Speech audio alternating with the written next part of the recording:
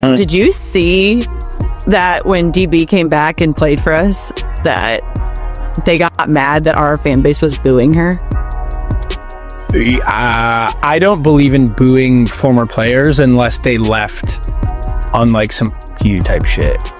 Sophie Cunningham just unleashed some unexpected revelations on her podcast that caught everyone off guard. The Indiana Fever guard, who shared the court with DeWanna Bonner in both Phoenix and Indiana, finally opened up about the real reason Bonner walked away from Caitlin Clark and the Fever midway through the season. And trust me, her take on Bonner's sudden departure is nothing short of shocking. Cunningham didn't hold back, laying it all out about how Bonner chose to handle the exit. The behind-the-scenes drama she unveiled flips the entire narrative on its head. Drop a good riddance in the comments if you're siding with Sophie on Bonner's messy exit. Let's get into it. I like DB because like DB was one of my vets when I was in Phoenix, and then we gathered here into Indiana, and like it was kind of a surprise that she was signed to Indiana anyway, and so we'll take her in a heartbeat. Like, she's a Hall of Famer, she's a hell of a basketball player, can score from anywhere on the court. When DeWanna Bonner inked a deal with the Indiana Fever, it looked like a dream move. This wasn't just a routine veteran signing. Bonner brought a championship pedigree and the type of experience teams crave for a title run. The announcement shocked everyone, in the best way. Finally, Fever fans believed that their rising star would be supported by the steady leadership she desperately needed. I'm sure there were plenty of teams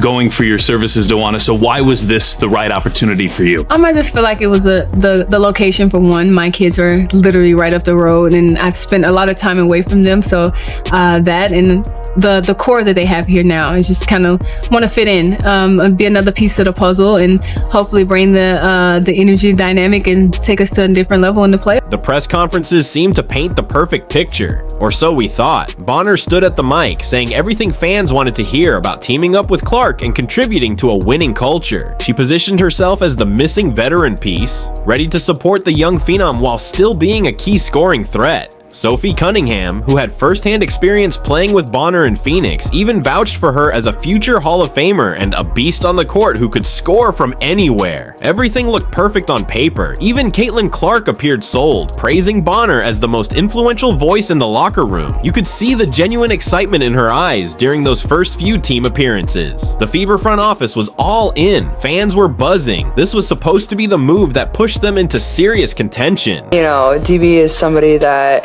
you know, he's a Hall of Famer, like a legend, not only a good basketball player, a great person, a great leader. You know, the strongest voice in our locker room is hers. Then the season began, and the story quickly changed. Bonner's actual on-court performance told a wildly different story from the one she shared at the podium. Across 9 appearances, she averaged just 7.1 points per game, with shooting stats that made people question if this was even the same player they had signed. Her 3.8 rebounds and 1.6 assists per game weren't just underwhelming, they were flat out disappointing for a player with her accolades. But stats didn't tell the whole story. What stood out more was her lack of energy and disinterest on the floor. She looked like someone who didn't even want to be there. Fans were confused. Teammates exchanged worried looks. The coaching staff had a problem they couldn't ignore. DeWanna Bonner, don't let the door hit you where the good Lord split ya. What's it? See ya, wouldn't want to be. Well, I don't want to come off the bench is not enough. It's not a personal issue.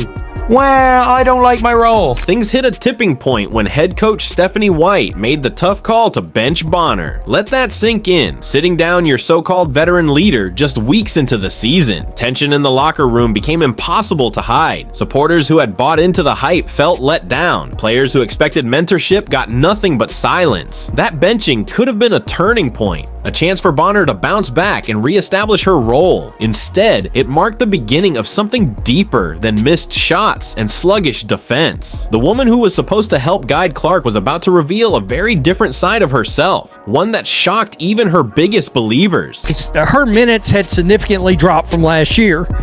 Well, in turn, if her minutes drop, a lot of her production numbers that she can see and the rest of the league can see also dropped with it. Look, she's just like Natasha Howard. She looks old on the court. All right, not trying to be this is not ageism. She looks like an older athlete. All right, she looks slower on the court, and the team has been lacking energy. It's been a serious problem. Seriously, long overdue. Let her go to the place where she feels she would be the best. Being benched was humiliating enough, but what followed was even more baffling. One moment Bonner was on the bench, barely contributing, while the next she was nowhere to be found. No statement, no farewell. The Fever suddenly started listing her absence as personal reasons, which, let's be honest, usually means we don't know either. Came over here, she signed a max contract, she knew Phoenix didn't have the bread, she got 80 here and went and got the rest over there. I think it's trash. I wouldn't do anything differently. You took 80 grand from the Indiana Fever. You could have just signed. Like, that's one of the things, like, I don't understand why you take these interviews. I don't understand why someone would take an interview and say that, when the reality is that all you did was took a whole bunch of money from a team to not show up. You refuse to show up. The timeline of Bonner's vanishing act felt like something out of a soap opera. Game after game passed, and fans kept scanning the bench, searching for her, but she was gone. The franchise stuck with the personal reasons excuse, but that explanation was wearing thin fast. You could see the uncertainty on Coach White's face during post-game interviews. Even she didn't seem to have real clarity on what was going on. You refuse to show up to work while receiving money, while taking payment. You refuse to show up and do the job. And let's be clear, you wasn't even good while you was here. You was shooting threes hitting the side of the backboard. But this is definitely going to be a part of her history, man, because the new wave is taking over. These new fans are watching. So at the end of the day, yeah, it's going to be a part of her history, unfortunately, man. The entire situation left the Fever in a no-win scenario. What made it worse was watching players trying to navigate questions they didn't have answers to. Media kept pressing for updates on Bonner's return, and athletes like Caitlin Clark had to give vague, professional replies that convinced no one. You could sense the frustration, masked behind forced smiles and politeness. Clark had been counting on a steady veteran presence. What she got was a disappearing act. This is DeWanna Bonner. I wouldn't do anything differently. I think my journey is my journey. I'm going to accept that. It carried me to where I am now in Phoenix, and it happened that way for a reason. It didn't happen that way for a reason. You forced yourself out of Indiana, DeWanna. Eventually, things started to make sense. Whispers began circulating that Bonner had no plans to return. The personal reasons narrative was crumbling, especially as days turned into weeks and weeks into over a month. Players subtly shifted their language during interviews, using past tense when referring to Bonner. The signs were there for anyone paying attention. Confirmation came when reports surfaced that Bonner was planning to join the Phoenix Mercury. Not after the season, but right away, mid-season. While still technically under contract with Indiana, it was jaw-dropping. Turns out those personal reasons had nothing to do with family emergencies or health issues. She simply didn't want to be there anymore and made her exit. I just don't understand this. I don't understand why DeWanna Bonner is taking these interviews at this point in time, because I'm like, look, you're in Phoenix, you've got what you wanted, you've got what everyone expected you wanted all along, everything's gone your way. Indiana haters are going to love you because you screwed over the Fever.